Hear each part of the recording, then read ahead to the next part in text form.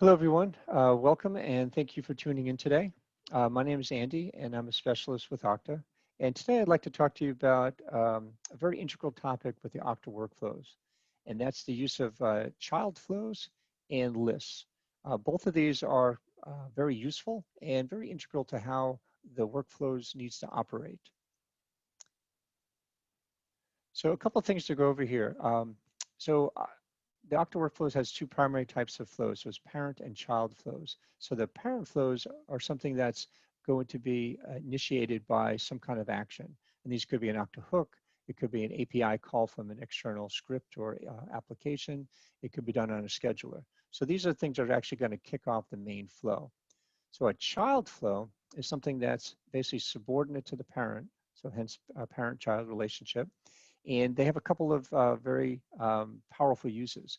One is they can be used basically to clean up the parent flows. So if you've ever had a very lengthy main program in some script that you're writing, you can see that it can get very, very difficult to read if it extends over multiple pages. So child flows can be used to clean that up. So basically, logic that is highly redundant or complex in itself can be actually moved off to another flow, and then just a calling card in the parent flow that will invoke that child. Um, because you can take part of that logic and then push it off to a child flow, that child flow can now be reused. So I'm going to show you an example in a moment, but that child flow can now be something that can be modularized and used over a whole variety of parent flows. Let's say you're constantly sending something through an email channel, or you needed to create a ticket in ServiceNow or something like that. The logic to actually do that object creation and then the push out can be put in a child flow, therefore just kind of cleaning up your main code. Then there's also certain types of cards that require a child flow. And I'm going to go into an example of that. So let's say, for example, you're iterating over a list of Okta users and you want to do something for that list. You would actually send each item of the list into a child flow, and that would give you a place to do all the actual processing of each individual user, and then the parent flow could potentially report something back to the end.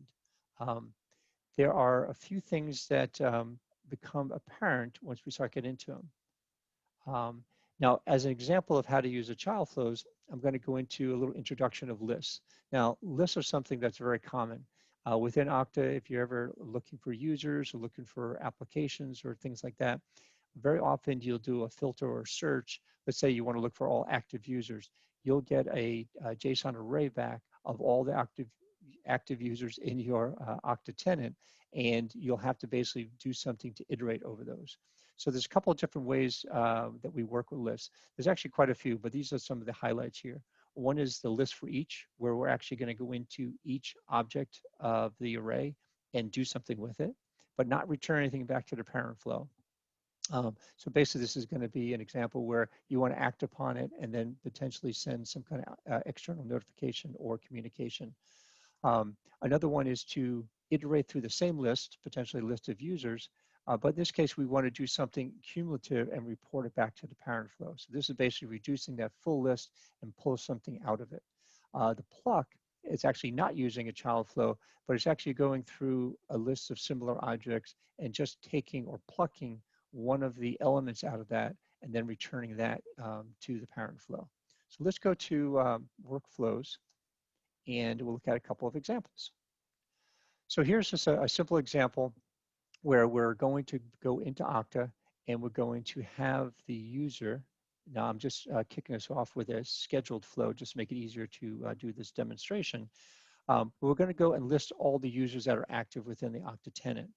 And then based on what comes back, we're doing a couple of things. So here, something else I'm using with the list, I'm basically saying I want to reduce it. For POC purposes, I don't want to have to go through too many users and iterate. So I'm going to use a list sample card that's going to just reduce the amount of objects I'm going to be working with. And then I'm going to take that list of users, and then I'm going to go into a child process and show what I can do to operate on each member of that list and potentially do something. Then I'm going to do something very similar, but it's the reduce, where I'm going to look at every object again, but I'm going to return something back. And then lastly, I'm just going to pluck something from each of these users. So now if I do this and I hit the test button here, and then I execute, so we can see that I'm actually executing as we're looking at the flow in real time here. And you can see everything was very successful. So if we go through the different operations here, you can see the first thing I did was I got my list of users. So here I can see what my result is. So here's the different users that were in my Okta tenant. I'm going to reduce that by a little bit. Then I'm going to go up here to this child flow and start to iterate over each one. So if I look at the list here and I look at the flow history on that, I can see that I just had a whole bunch of executions, 10 of them, and that each of the objects that represents a user, I went and got the object. I look for certain aspects of that, and I grab the first name and last name, I compose them, and then I called another flow. Now this particular flow is going to be calling a Slack message. So if I look here at the original thing, I'm actually calling a flow to do a Slack message. So this is a good example of kind of cleaning up my flow in order to outsource something to a reusable component that's going to do some kind of function for me. So if I look at the Slack message right here, I can see the same thing. If I look at the flow history, that I had a whole bunch of executions. Not a lot of activity here, but it makes it a very reusable component. Same thing here where I basically took some of the information, I looked at the user that was in the object pass, and then I created the message and sent it off to Slack. So very, very simple, but very powerful example. Now, if I look at the second operation I did here, I did a list reduce. So here I took the same list of users, and this time I wanted to do something else with them.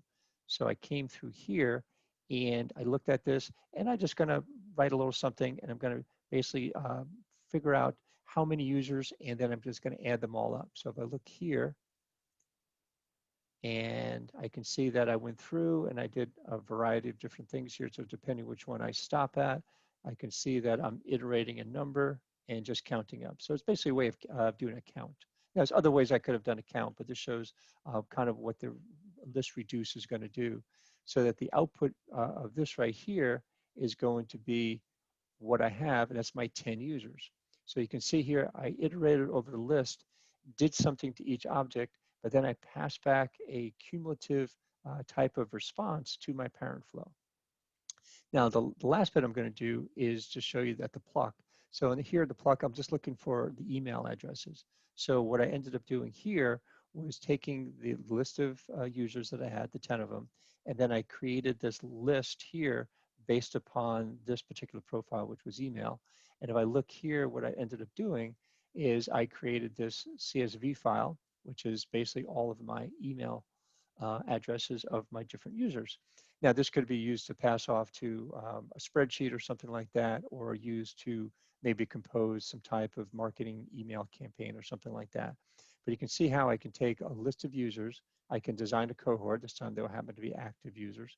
I can design a cohort, take all the users that are part of that list, and then act upon them in a variety of different ways.